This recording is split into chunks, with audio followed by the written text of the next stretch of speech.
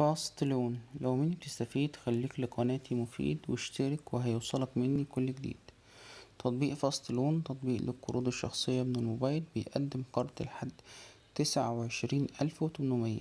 كل المطلوب منك ان انت تحمل التطبيق وتعمل تسجيل دخول.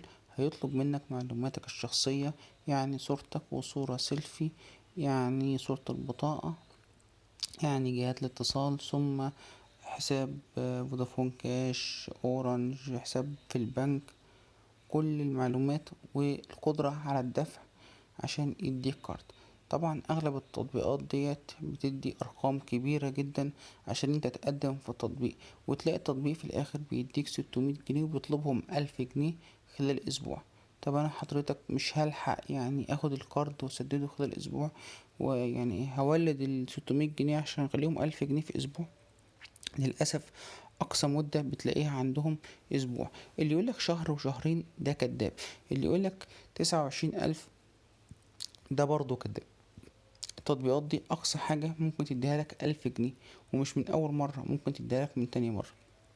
واحد عندي مشترك في القناة كان خد كارد ب600 جنيه وسدده 1000 جنيه بعديها بمدة بسيطة من غير ما يطلب، ولغى التطبيق وشاله من على الموبايل بتاعه، ولقاهم بعتله 1000 جنيه ومطلوب ان هم يسددهم 1650 جنيه في خلال اسبوع. طب هو مش عارف يعمل ايه؟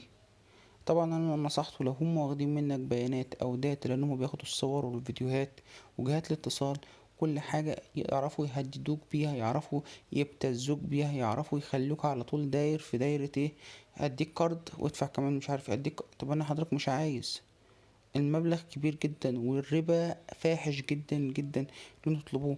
بس للأسف ده اللي بيحصل في تطبيقات القروض، لان انت اللي سلمتهم نفسك تسليم اهالي. لما رحت اديت لهم كل بياناتك وفتحت التطبيقات، اديت له كل صلاحية الدخول على كل حاجة في تليفونك، عشان كده هو بيعمل فيك كده. اتقوا ربنا في نفسكم، ما تحملوش تطبيقات القروض الشخصية في مصر.